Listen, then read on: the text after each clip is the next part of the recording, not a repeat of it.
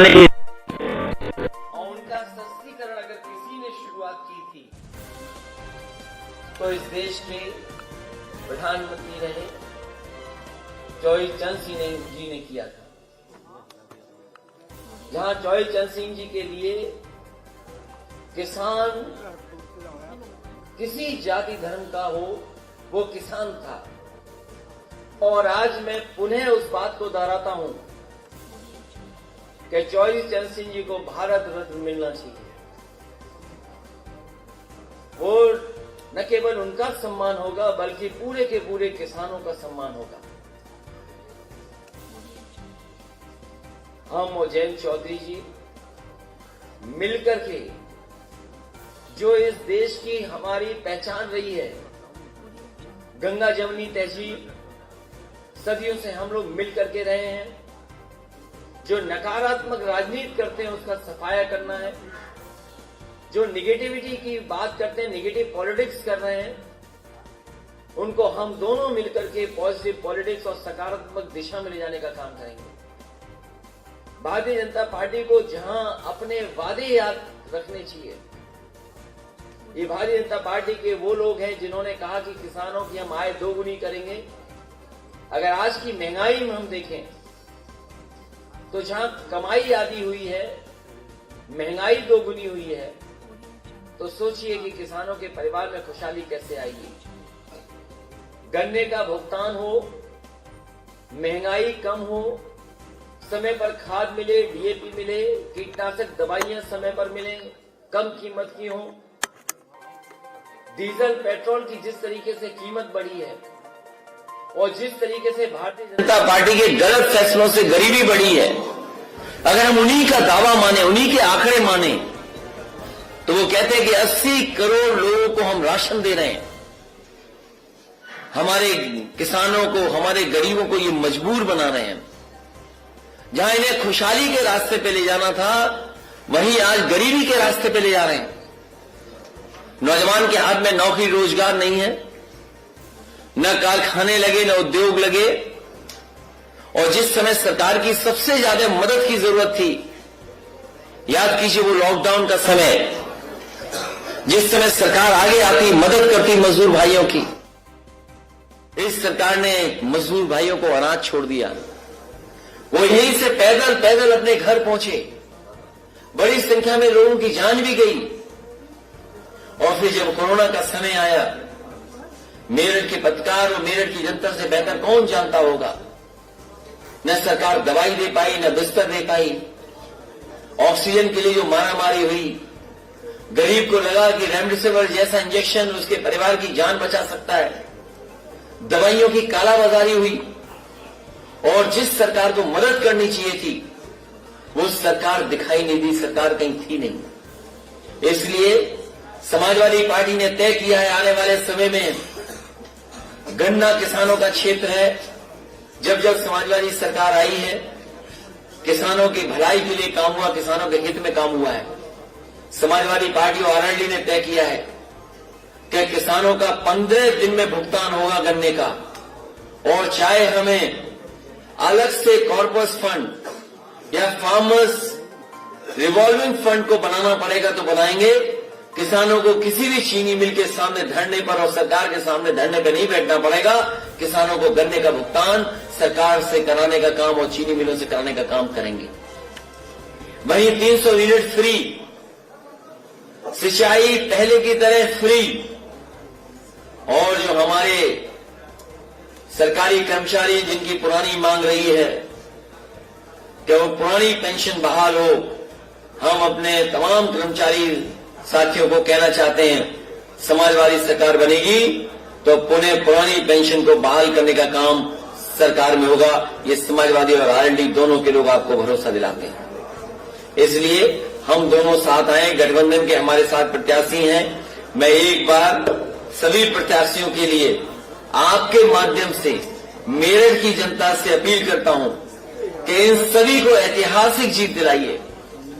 ऐतिहासिक जीत दिला करके उत्तर प्रदेश को पुनः विकास के रास्ते पर ले जाने का काम करें, पुनः खुशहाली के रास्ते पर ले जाने का काम करें। इस सरकार ने हर वर्ग के साथ धोखा किया है, इसलिए सबसे पहले सरकार में रहे पूर्व मंत्री शायद मंजूर जी की मदद करें, रफीक अंसारी हैं, अतुल प्रधान हैं, योगेश वर्मा हैं, गुलाम मोहम्मद साहब हैं, मनीषा अहलावत जी हैं, आदिल चौधरी जी हैं। मुझे पूरी उम्मीद है कि आपके माध्यम से मैं मेरठ की जनता से अपील करता हूं कि एक एक प्रत्याशी को ऐतिहासिक वोट देकर के ऐतिहासिक जीत दिलाने का काम करें। साथ ही साथ समाजवादी पार्टी के राजपाल सिंह जिलाध्यक्ष जी का धन्यवाद, मतलू गौड़ जी जो राष्ट्रीय लोकदल के अध्यक्ष हैं, मैं उनका भी धन्यवाद देता हूं।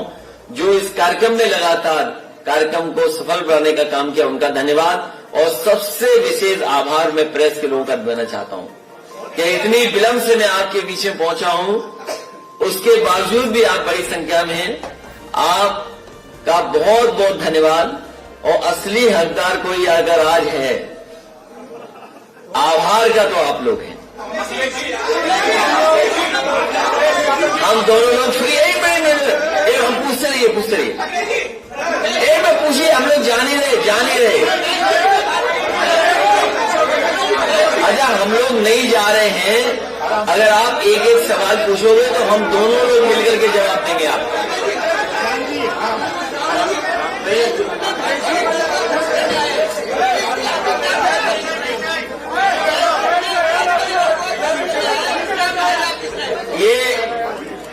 ये पत्रकार साथी हमसे नीचे हो जाओ तो पीछे वाले रिकॉर्ड भी कर लेंगे।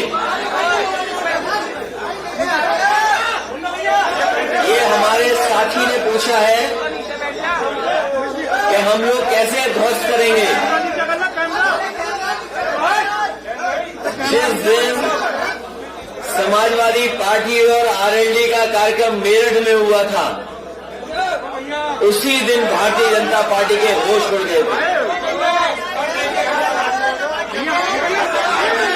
जिस दिन दोनों का ऐतिहासिक कार्यक्रम मेरठ में हुआ था, उसी दिन भारतीय जनता पार्टी के होश उड़ गए थे। और इस बार तो किसान चुनाव लड़ रहा है, यहाँ का नौजवान चुनाव लड़ रहा है।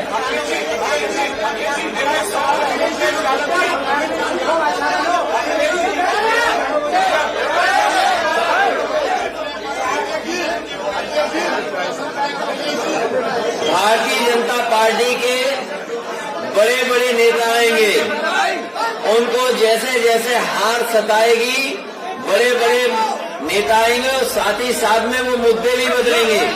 इसलिए हमारी समाजवादी पार्टी और राष्ट्रीय लोकदल का वही बुनियादी मुद्दे हैं कि किसान के हित में फैसले हों, नौजवान को रोजगार मिले, उद्योग कारखाने लगे, महंगाई कम हो, बिजली सस्ती हो।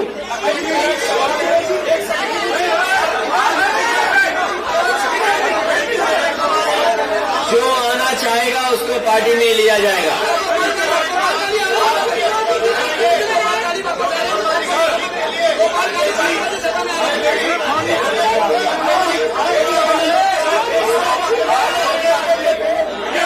अरे बड़ा महत्वपूर्ण सवाल पूछ रहे हैं।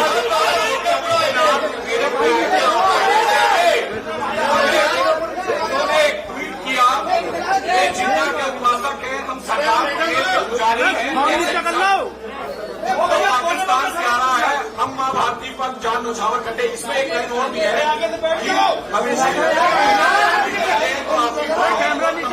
पार्टी कहते हैं, दोनों सवाल का जवाब चाहिए। ये जो लोग, ये भारतीय जनता पार्टी के लोग गन्ना गन्ना कब कहेंगे? भारतीय जनता पार्टी के लोग जाति जनगणना कब करेंगे? भारतीय जनता पार्टी के लोग किसानों की आय दोगुनी का जो वादा किया था वो पूरा कब करेंगे? याद होना चाहिए इतिहास कि सरदार पटेल जी का सम्मान पूरे देश में है, हर वर्ग के लोग सम्मान करते हैं। सरदार नाम उनके नाम के आगे तभी जुड़ा था जब सरदार पटेल जी ने किसानों के संघर्ष और किसानों की लड़ाई लड़ी थी।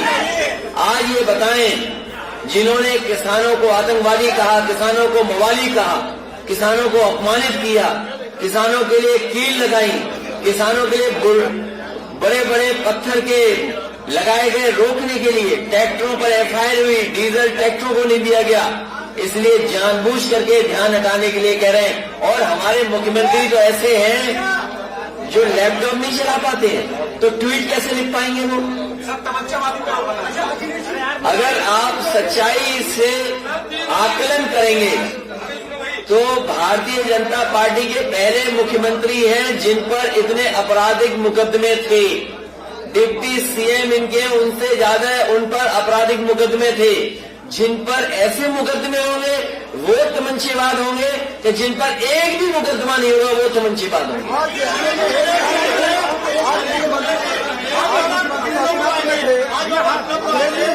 आज सालाना जो विधानसभा जीतता है जिसकी पार्टी का बनती है। और मेरे साथी, ये आपको पता होगा कि भगवान कृष्ण न जाने कितनी बार हस्तिनापुर आए, और वो तो हमारे कुल के भी भगवान हैं। और हस्तिनापुर इस बार समाजवादी पार्टी जीतने जा रही है। और हस्तिनापुर के लिए अगर हमें विशेष पैकेज भी देना पड़े, जहां हम मेरठ में सबसे शानदार ऐतिहासिक किसानों के लिए जो शहीद हुए हैं, किसान स्मारक बनाने का फैसला हम दोनों ने लिया है। मेरठ में सबसे अच्छा शहीद स्मारक किसानों का बनाने का काम हम लोग दोनों मिलकर के करेंगे।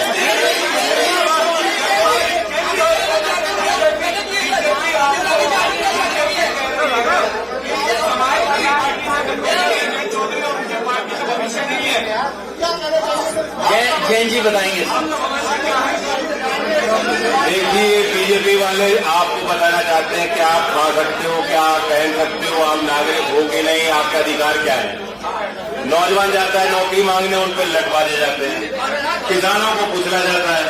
किसान राजधानी जाना चाहते हैं, किसान घाट जाना चाहते हैं, उनको रोका जाता है। अब ये लोग बताएंगे कि हमारा भविष्य क्या है। बहुत विवेकपूर्ण फैसला मैंने सोच समझ के लिया है।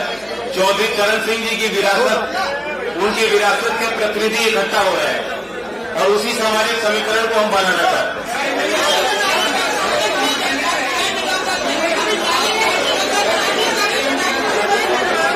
मुझे एक समाज से कोई मतलब नहीं है। मैं उस जाति से आता हूं, इसलिए वही सवाल मुझसे आप बार बार पूछते। किसान की बात करो ना। एक महिला पत्रकार की पहले बार कर रहे हैं। सरकार है, आपके बारे में सिनेरियो ये बनाया जा रहा है कि समाजवादी पार्टी जब भी आ जाती है तो बदमाश हावी हो जाएंगे। आपके मुंह से एक शब्द नहीं निकला माननीय अखिलेश जी कि जब आएगी एनसीआर में जाकर दे सकते थे।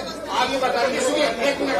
बहुत सारे समाज ऐसे हैं बोलना इस समय आप की तरफ आना चाहते हैं, लेकिन उनके दिमाग में डर बैठा है। मैं पत्रकार साथी का धन्यवाद देता हूं, उन्होंने बहुत महत्वपूर्ण सवाल उठाया है।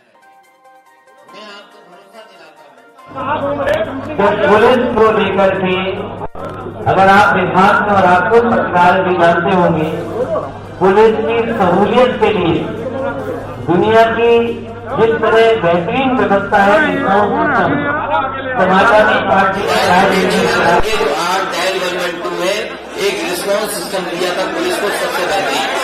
भविष्य में मैं आपको भरोसा दिला सकता हूं कि किसी तरीके से कोई कानून के साथ खिलवाड़ नहीं करेगा, और अगर कानून के साथ खिलवाड़ करेगा तो कानून के अंदर उसके ऊपर कड़ी से कड़ी कार्रवाई होगी। साथ ही साथ मैं आपको बताना चाहता हूं कि उत्तर प्रदेश में अगर हम आंकड़ों के हिसाब से देखें, एनसीआरबी का आंकड़ा देखें, तो आज उत्तर प्रदेश की कानून व्यवस्था पहले से खराब हुई है। भारतीय जनता पार्टी के सरकार को सबसे ज्यादा नेशनल ह्यूमन राइट कमीशन से नोटिस मिले हैं। और कोई सोच सकता है कि मुख्यमंत्री के गृह जनपद में एक व्यापारी कारोबार के लिए गया हो तो पुलिस ने पीट पट करके उसकी जान ले ली हो। और यही नहीं, पुलिस में कभी जेल में हत्या नहीं हुई होगी किसी की, जेल में हत्या हो गई। और मैं आपको कहना चाहता हूं और हमारे पत्रकार साथियों को कहना चाहता हूं कि कोई भी मुख्यमंत्री जेल में 3 घंटे नहीं रहा होगा। ये पहले उत्तर प्रदेश के मुख्यमंत्री हैं जिनके ऊपर न जाने कितने मुकदमे हैं। और किससे मिलने के लिए 3 घंटे जेल में रहे थे, किसके साथ चाय पी थी, किसके साथ बिस्किट खाए थे, कम से कम जो तमंचावादी बोल रहे हैं उन्हें इसका जवाब देना चाहिए कि 3 घंटे किस माफिया के साथ उन्होंने जेल में चाय और नाश्ता किया था।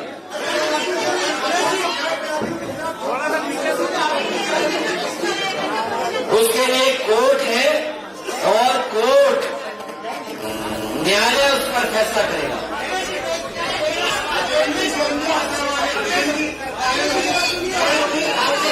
इनका हो किसका हो?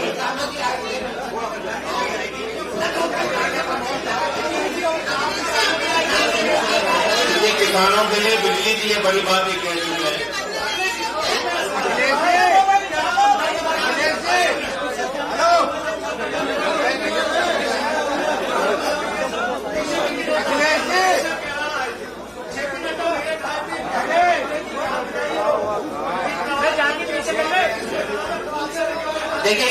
देखिए उत्तर प्रदेश में चुनाव है, उत्तराखंड में चुनाव है। केवल उत्तर प्रदेश में पलायन का सवाल नहीं है। 1000 से ज्यादा गांव खाली है उत्तराखंड में, 1000 से ज्यादा गांव। क्या गृह मंत्री उत्तराखंड में भी जाएंगे? और इस बार यहाँ के किसान, यहाँ का नौजवान, यहाँ के हर वर्ग के लोगों ने तय किया है कि भारतीय जनता पार्टी का पॉलिटिकल कॉइन होने जा रहा है। मैं एक बार फिर कहता हूं कि चौधरी चरण सिंह जी को भारत रत्न मिलना चाहिए। भारत रत्न की पुरानी मांग को मैं दोबारा दोहराता हूं।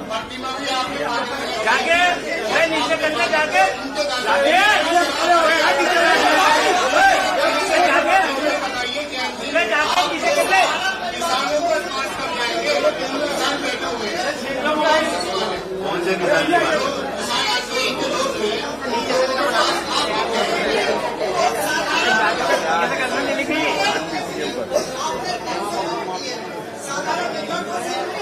नहीं तो आप क्यों कम करवाना चाहते 100 यूनिट? हमारे पत्रकार साथी खुश हैं कि 300 यूनिटें भी मिल जाएगी। ये एक पत्रकार साथी कह रहे हैं कि एक साधारण परिवार को 200 यूनिट पर्याप्त है। तो ये आपको बधाई देनी चाहिए कि एक साधारण परिवार से ऊपर की हम लोग सोच रहे हैं कि 300 यूनिट फ्री दे रहे हैं। और देखिए 300 यूनिट का होना, आज एलईडी बल्ब आ गए हैं, आज आपके पंखे भी इतने हैं कि जहां पर सहूलियत है, कम बिजली का खर्चा लेते हैं। आज आपके पास मोबाइल है, टीवी है, लैपटॉप है, तो ये सब डीसी करंट में चलते हैं।